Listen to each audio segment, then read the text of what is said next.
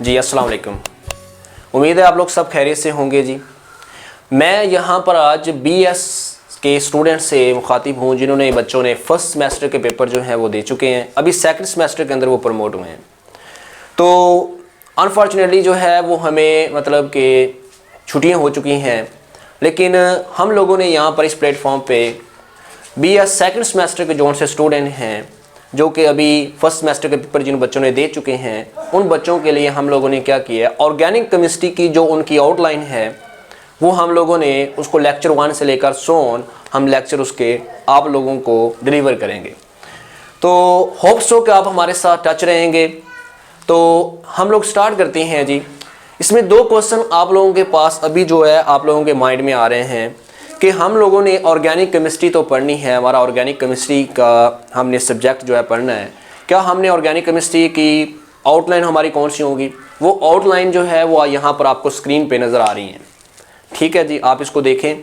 वरना आप लोग जो है वो ऑफिशियल जो आपका यूनिवर्सिटी का पेज है वहाँ पर आप लोग अपने डिपार्टमेंट की आप लोग वहाँ से आउटलाइन जो है वो चेक कर सकते हैं कि ऑर्गेनिक केमिस्ट्री का आउटलाइन क्या है, ठीक है जी।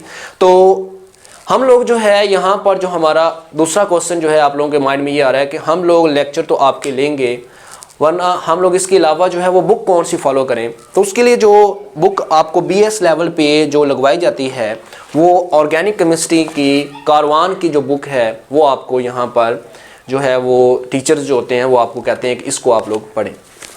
तो हम लोगों ने भी इसी चैप्टर इसी बुक को ही टच रखेंगे, इसी बुक से ही आप लोगों के क्या होंगे, हम लोग जितने भी चैप्टर है वो वहाँ से पढ़ेंगे।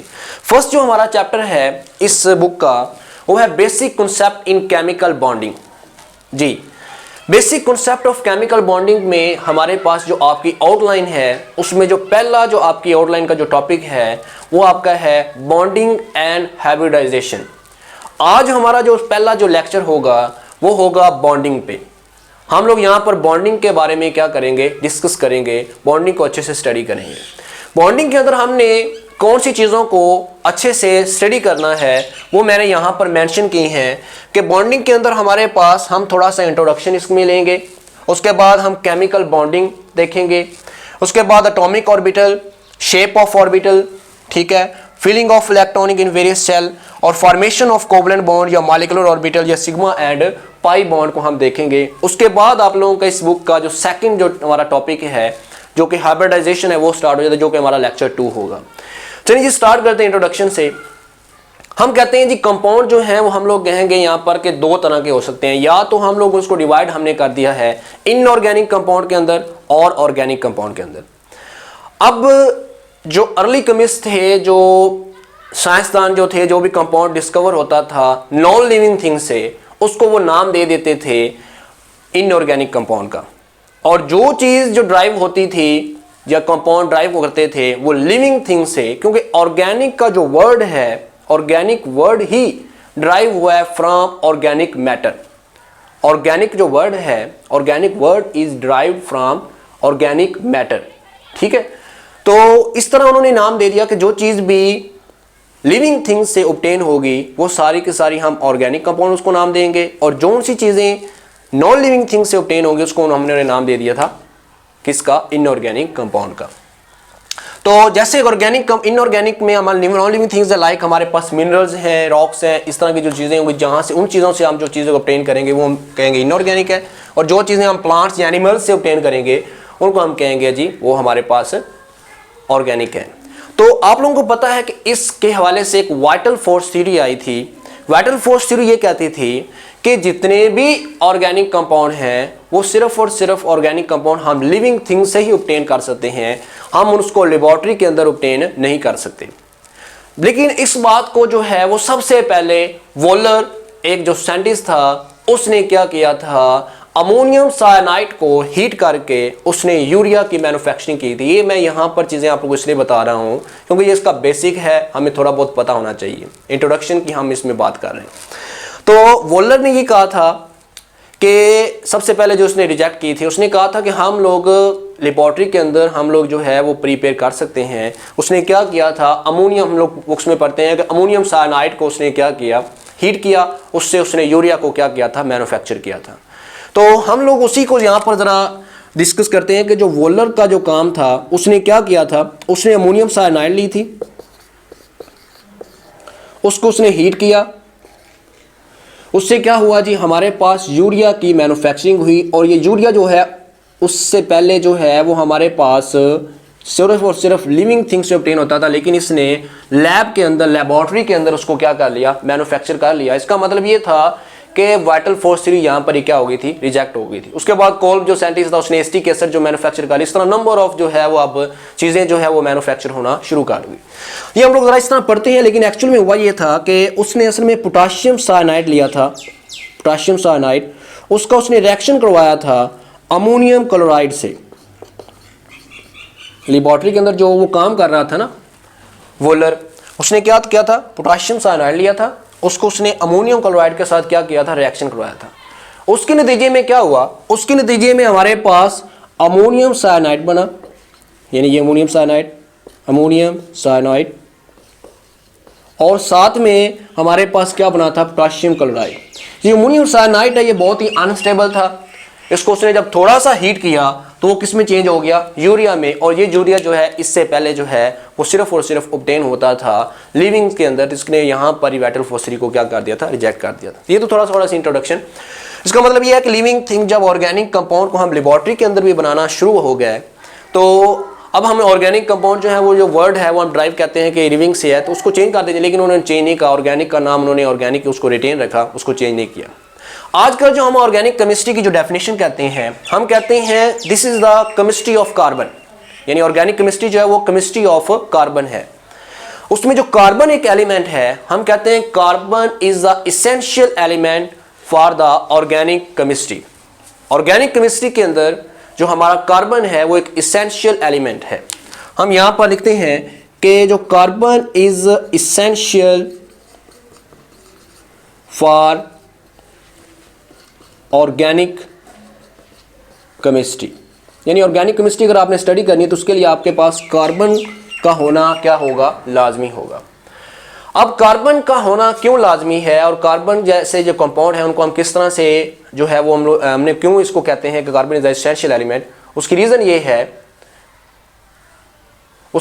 है कि जो हमारे पास कार्बन है, रीज़न में आप यहाँ पर मेंशन करते हैं, रीज़न ये है कि जो कार्बन कंटेनिंग कंपाउंड है उनको सेपरेट करना बाकी कंपाउंड से क्या होता है, इजी होता है।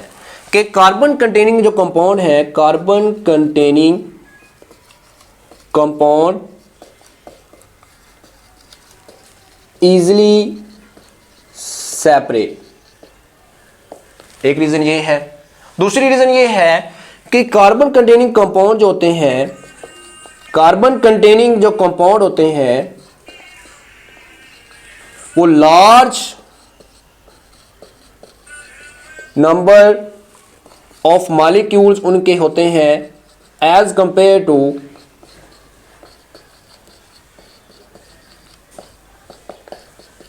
Other molecules.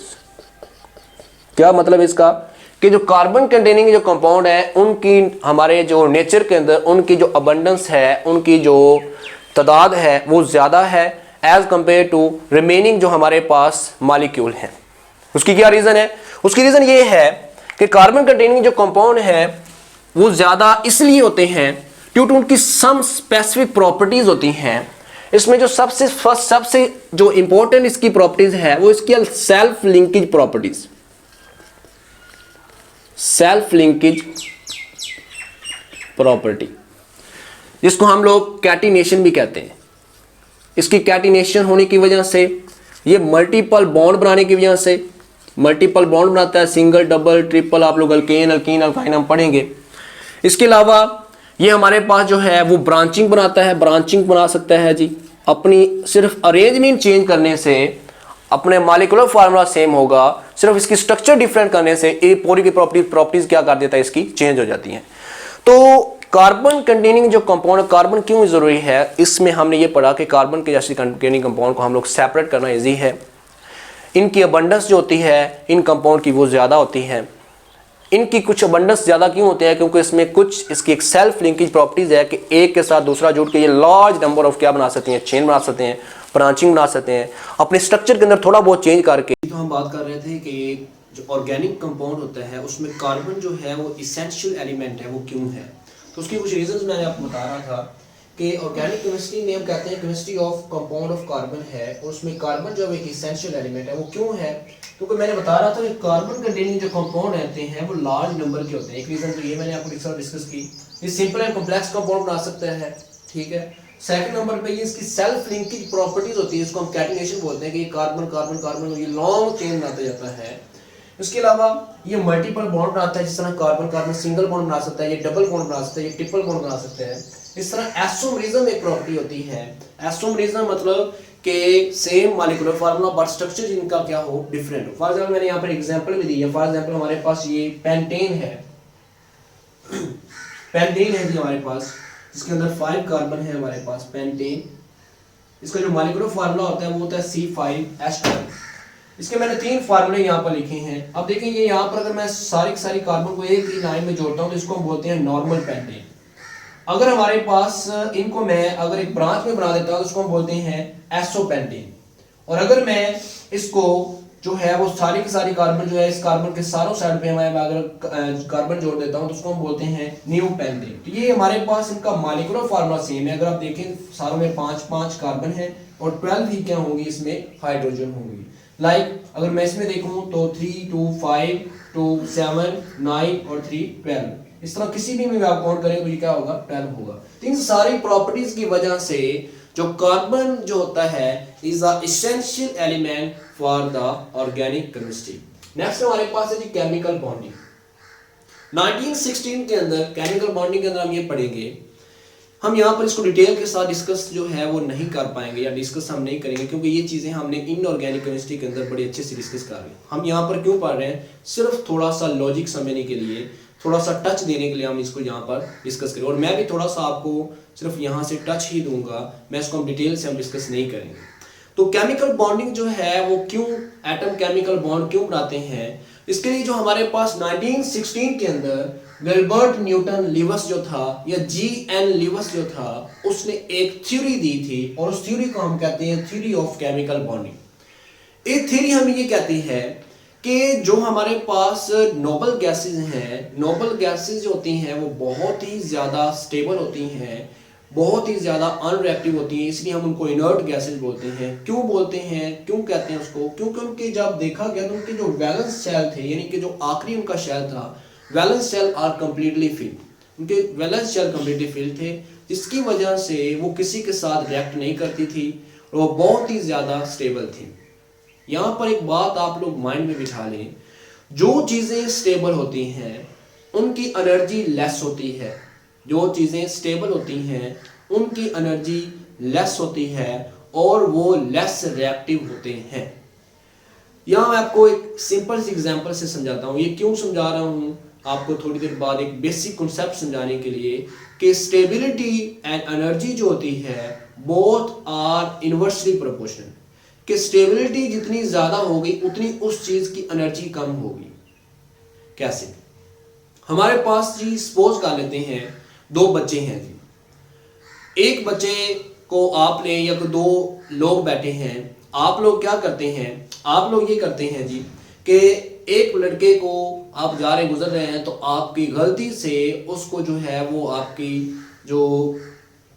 पाँव लग जाता है उसके साथ, वो बैठा था आप गुजर रहे थे उसके पाँव लग गया आपके साथ, तो वो आपके साथ फौरी उठेगा और आपको भी एक जोरदार एक चपेट लगा देगा।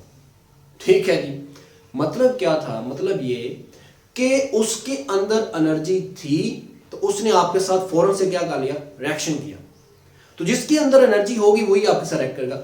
फिर आपके पास बाई चांस एक ऐसा गुजर हुआ कि जनाब वाला कहीं से आप गुजर रहे हैं और आपका कहीं उसके पास पाँव लगा किसी दूसरे बंदे के साथ, उसने आपको कुछ नहीं कहा, आपको देख के बस वो चुप कर गया।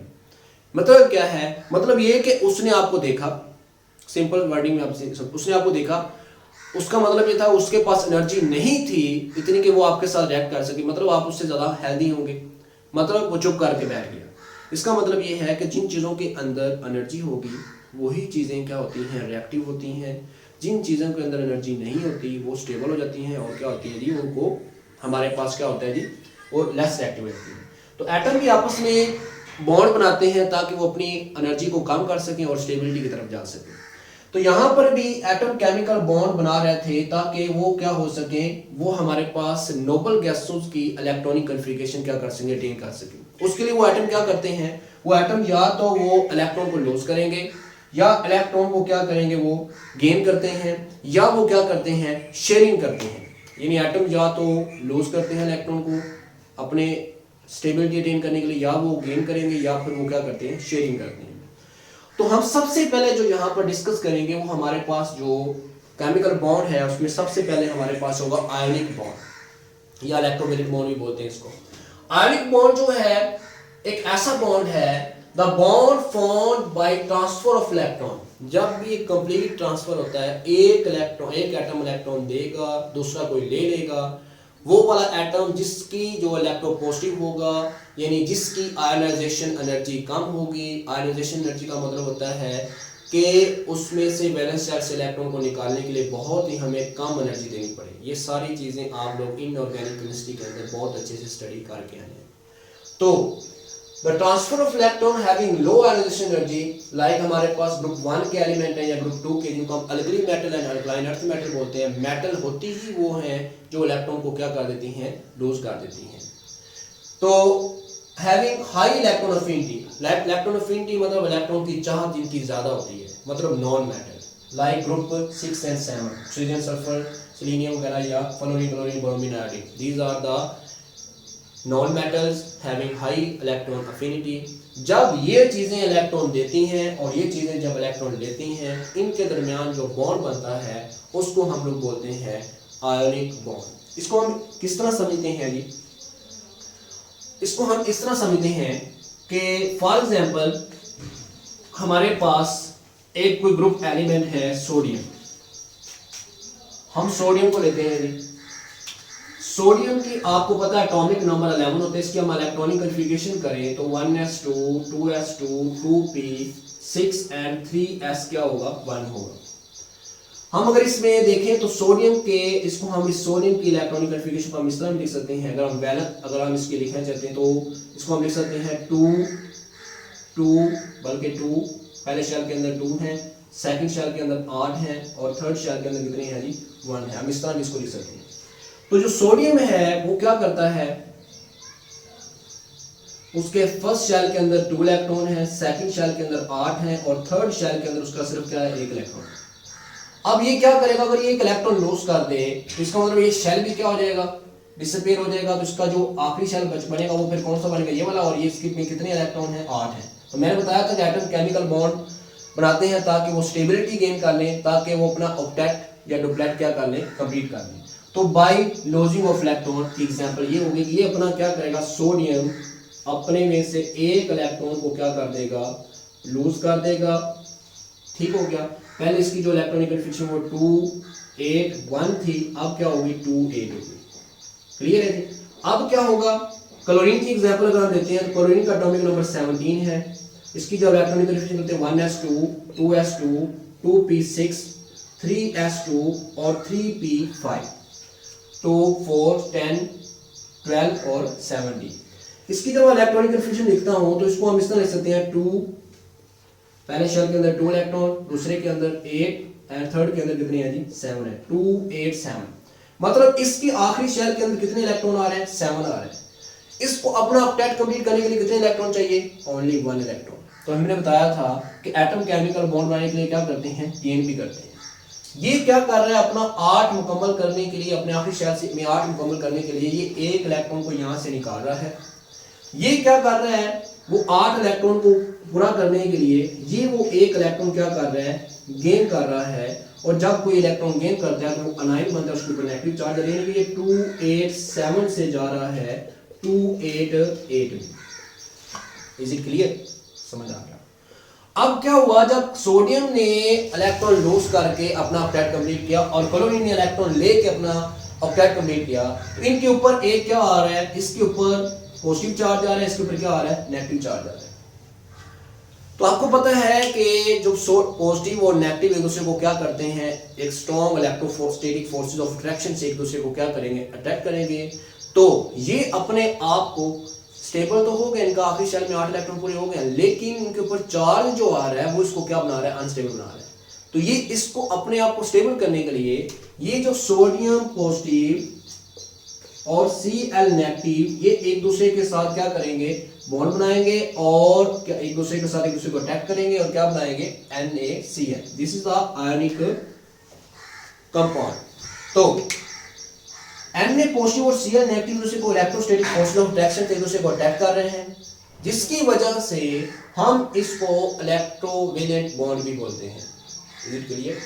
सोडियम क्लोरीन क्लोज करके क्लोरीन लेके NaCl फॉर्म कर रहा है और this is the ionic compound, वो वाले कंपाउंड जो कि आयनिक बॉन्ड की वजह से बनते हैं, हम बोलते हैं आयनिक कंपाउंड बनते हैं।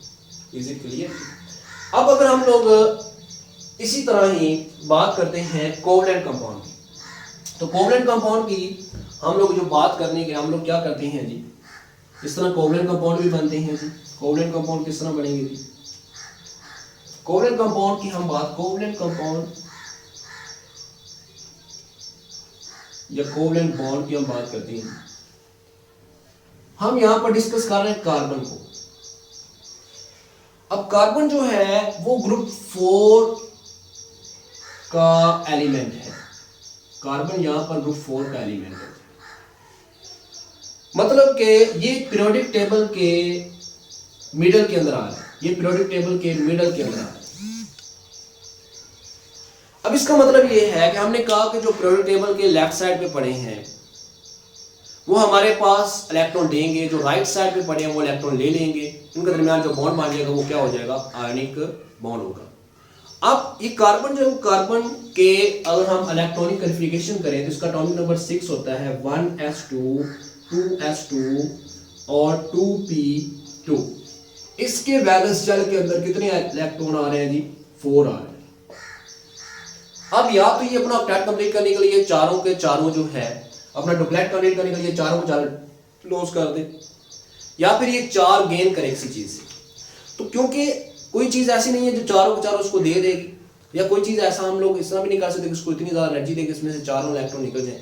तो इस तरह के जो कंपाउंड होते हैं जिनके आखिरी शेल में 4 इलेक्ट्रॉन होंगे, लाइक कार्बन हमारे पास है, वो आपस में क्या करते हैं, वो आपस में शेयरिंग करते हैं। शेयरिंग के नतीजे में जो बॉन्ड बनता है उसको हम बोलते हैं covalent bond. The bond formed by mutual sharing of electron is called covalent bond. यहां पर क्या होगा, यहां पर ये होगा अगर हम हाइड्रोजन की बात करते हैं तो हाइड्रोजन का एटॉमिक नंबर 1 होता है, उसमें 1s1 यानी उसके अंदर सिर्फ और सिर्फ एक ही इलेक्ट्रॉन होता है। उसको अपना अगर डुप्लेट कंप्लीट करना है, हीलियम जैसी इलेक्ट्रॉनिक कन्फिगरेशन अटेन करनी है नोबल गैसों की, उसको क्या करना पड़ेगा, एक इलेक्ट्रॉन लेना पड़ेगा। अब वो भी क्या कर सकता है, या किसी से ले ले या किसी को से शेयर कर ले। ये क्या करते हैं, वो 4 इलेक्ट्रॉन जो हमारे पास हैं उनको हम उसके इलेक्ट्रॉन को यहाँ क्रॉस से रिप्रेजेंट कर रहे हैं, वो 4 हाइड्रोजन इसके साथ आ जाती हैं, एक इसका इलेक्ट्रॉन, एक इसका, एक इसका और एक इसका। ये जो डॉट और क्रॉस हम लोग रिप्रेजेंट कर रहे हैं, इन स्ट्रक्चर्स को हम बोलते हैं लीवर स्ट्रक्चर। क्या बोलते हैं कि बॉन्ड को हम लोग डॉट और क्रॉस से रिप्रेजेंट करना, कि इलेक्ट्रॉन के पेयर को डॉट और क्रॉस से रिप्रेजेंट करना, इसको हम बोलते हैं लीवर स्ट्रक्चर्स बोलते हैं। ये लीवर स्ट्रक्चर को ड्रा करने का भी एक मेथड होता है, वो भी हम लोग कोशिश करेंगे कि, वैसे आपके सिलेबस में नहीं है लेकिन कोशिश करेंगे कि हम लोग जैसे ही आपकी आउटलाइन खत्म हो जाएगी उसके बाद हम इस तरह की वीडियोस जो हैं वो यहाँ पर अपलोड करेंगे। तो जब ये इलेक्ट्रॉन के डॉट और क्रॉस को हम एक लाइन से भी रिप्रेजेंट करते हैं, इसको हम बॉन्ड का नाम देते हैं। इस बॉन्ड को हम इसका बॉन्ड का नाम है, इसको हम कोवलेंट बॉन्ड कहते हैं। इसी तरह अगर हम बात कर रहे हैं जी कि कार्बन के साथ, तो हमारे पास आपको पता चल गया कि 4 इलेक्ट्रॉन होते हैं जी। इस तरह ये भी शेयरिंग कर लिया, इसने भी शेयरिंग कर लिया, इसने भी शेयरिंग कर लिया। अगर क्लोरीन आ जाती है तो क्लोरीन की हमने बात की कि उसके आखिरी शेल में कितने इलेक्ट्रॉन होते हैं, 7।